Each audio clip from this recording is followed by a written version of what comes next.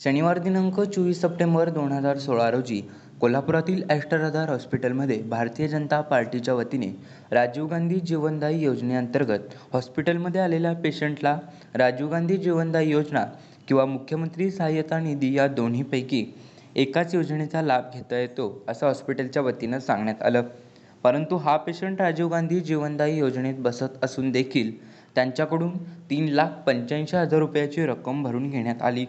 जर तो पेशंट राजीव गांधी जीवनदायी योजनेत बसत असेल तर त्यांच्याकडून कोणतीही रक्कम भरून घेतली जात नाही. तसंच या योजनेचे काम बघणारे डॉक्टर शिवानंद व आरोग्यमित्र अविनाश कांबळे यांना भाजपा कामगार आघाडीचे जिल्हाध्यक्ष रणजित जाधव यांनी धारेवर धरलं. आपल्याला परवडत नाही. रिलेटिव्हला काय संबंध आहे? त्याला 971 दिलेत ना. आता वाढलेले 176 धरून 1126 होणार. चुकीचा आकडा आहे. बरोबर आहे ना? तर ते 1126 करता लिस्ट मध्ये आलं पेशंट येणार की टोळलं कार्ड हा कुठल्या बेसवर मग म्हणतोय की आम्ही योजना बंद केल्या म्हणून. If he has made a mistake, he has made a mistake. Mistake बद्दल बोलायला आलो नाही. रेक्टिफाय काय करणार ते सांगा. कसं करणार तुम्ही? अहो पैशाबद्दल तुम्ही भरलेले पैसे इलिगल घेतलाय. दोन प्रश्न. योजनेत बसत होताना पेशंट का नव्हतं? ते बसत होतं का नव्हतं? फक्त सोपं सांग, आम्ही जातो. बसत होतं का नव्हतं? होतं, बसत होतं. तरी सर्व घटनेनंतर आमच्या प्रतिनिधींनी भाजपा कामगार आघाडीचे अध्यक्ष रणजित जाधव यांची दखल घेतली आहे. जाणून घेऊया प्रत्यक्ष त्यांच्याकडूनच.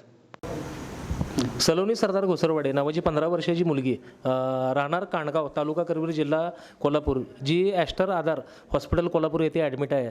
तर तिच्या नातेवाईकांकडून तक्रार आली की जीवनदायी आरोग्य योजनेमध्ये उपचार न देता जवळपास आत्तापर्यंत 3,85,000 रुपये भरून घेतलेले आहेत आणि मुख्यमंत्री सहायता निधीमधून मदत मागवलेली आहे.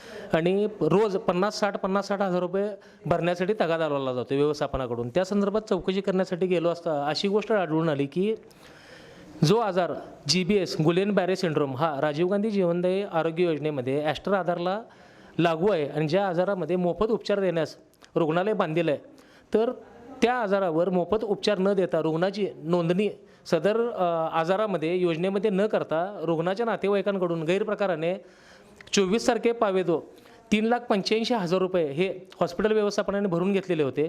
आणि नातेवाईकांना असे सांगण्यात आले की जर मुख्यमंत्री सहायता निधीमधून तुम्हाला मदत जर हवी असेल तर राजीव गांधी योजनेचा लाभ आपल्याला घेता येणार नाही. आता मूलतः राजीव गांधी जीवनदायी आरोग्य योजना आणि मुख्यमंत्री सहायता निधी या दोन्ही गोष्टी वेगवेगळ्या आहेत, ज्यामध्ये एखादा आजार किंवा एखादी शस्त्रक्रिया ज्याचा खर्च राजीव गांधी जीवनदायी आरोग्य योजनेमध्ये समाविष्ट नाही आहे किंवा जो योजनेच्या मिळणाऱ्या पॅकेजपेक्षा जास्त आहे, अशा खर्चाकरता मुख्यमंत्री सहायता निधीमधून भरघोस मदत मिळते. त्याकरता अशी कुठलीही अट नाही की ज्यामध्ये असं लिहिलेलं आहे कराराच्या अटींमध्ये की मुख्यमंत्री सहायता निधी किंवा राजीव गांधी जीवनदायी आरोग्य योजनेमध्ये एकाच कुठल्या तरी गोष्टीमध्ये लाभ मिळेल. या संदर्भात हॉस्पिटलच्या व्यवस्थापनाकडून योजनेचं काम बघणारे डॉक्टर रवींद्र पाटील यांचेही संपर्क साधला असता त्यांनी सांगितले की या विषयावर रुग्णालयाचे मुख्य जे बघणारे त्यांचे प्रबंधक म्हणा किंवा जनरल मॅनेजर असेल डॉक्टर शिवानंद यांचेही संपर्क साधला असता त्यांनी देखील असं सांगितलं की रुग्णाचा कोणताही आर्थिक तोटा होऊ नये या उद्देशानं आम्ही रुग्णाला राजीव गांधी जीवनदायी आरोग्य योजनेत न समाविष्ट करता त्याचं मुख्यमंत्री सहायता निधीमध्ये जास्त मदत मिळावी या हिशोबाने त्याचं प्रकरण पाठवलेलं आहे. आणि चौकशीत ते असं आढळून आलं की रुग्णालयाच्या व्यवस्थापनाला कोणताही अधिकार नसताना रुग्णांना कोणतीही माहिती न देता त्यांच्या अपरोक्ष त्यांना हे भासवण्याचा प्रयत्न करण्यात आला की एका कुठल्या तरी गोष्टीमध्ये तुम्हाला लाभ मिळेल असे सांगून त्यांची दिशाभूल करून 3,85,000 रुपये हे तर भरूनच घेतलेले आहेत. आणि त्याचबरोबर रुग्णाच्या नातेवाईकांना आता तगादा जो लावलेला आहे त्यामध्ये कमीत कमी 1.5 ते $2.5 लाख रुपये हे ताबडतोब भरले पाहिजेत. आणि बोलण्यात देखील म्हणजे आरेरावीची भाषा जी आहे त्यामध्ये असं देखील स्पष्ट झालं की त्यांचे उपचार सुरळीत आधी होऊन देतचा अर्थ रुग्णालयात दाखल झालेल्या रुग्णाला उपचार देणे हे दवाखान्याची प्राथमिक जबाबदारी आहे.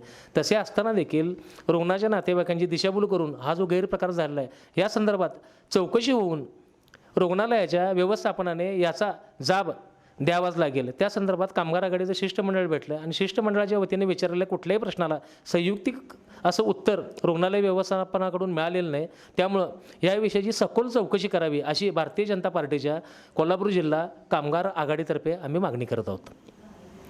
या सर्व घटनेनंतर आमच्या प्रतिनिधींनी डॉक्टर शिवानंद यांची दखल घेतली आहे. जाणून घेऊया त्यांच्याकडूनच. ये देखो, राजीव गांधी स्कीम हमारे यहाँ लास्ट 4-5 ईयर्स से चल रहा है. We have treated nearly 4,000 odd patients. Okay, out of that we are the only hospital with the least complaints. We have only 9 complaints compared to other hospital where the complaints are very heavy.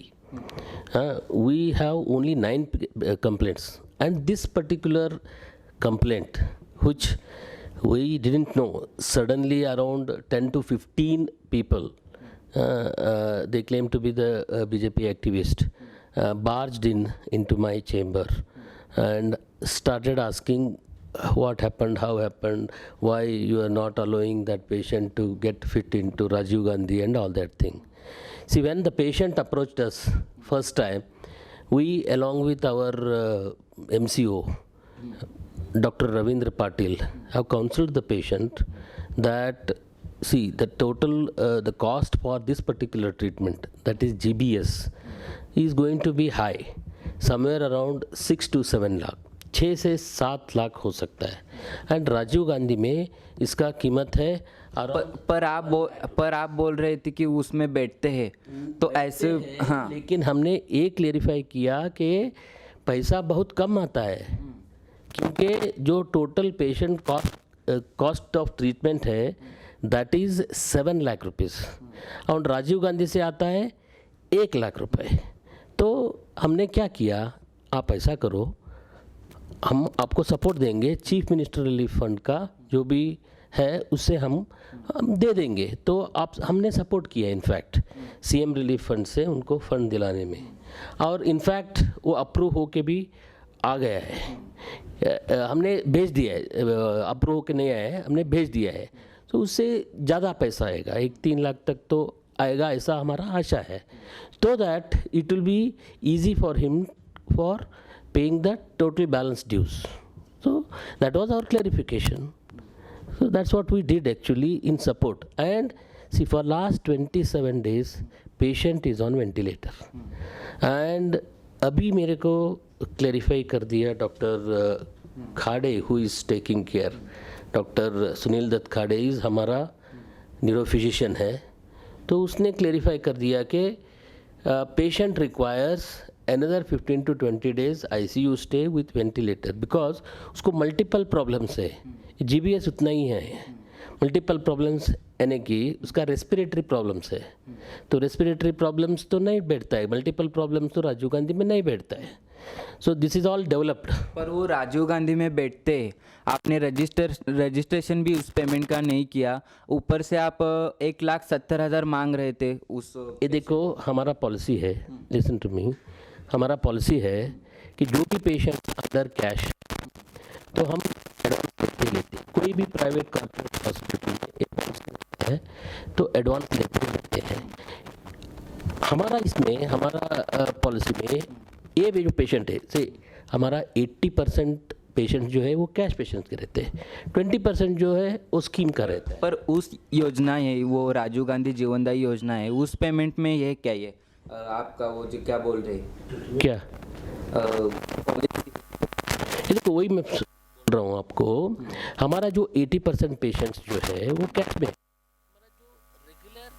तो हमारा policy है उसके मुताबिक every patient को हम advance मांगते ही मांगते हैं.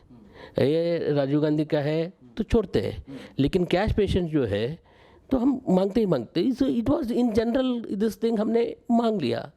Then बाद में सपोर्ट किया हमने कि चीफ मिनिस्टर रिलीफ फंड पे जाओ और पैसा वापस ले लो, पैसा कितना होता है उतना सपोर्ट ले लो करके हमने ही सपोर्ट किया उन लोगों को. हमने ही सपोर्ट किया और हमने ही उनको लेटर गिटर दिया चीफ मिनिस्टर रिलीफ फंड के लिए कितना खर्चा होता है, और उससे हमने सपोर्ट करके पैसा दिलवाने में हेल्प किया उन लोगों को.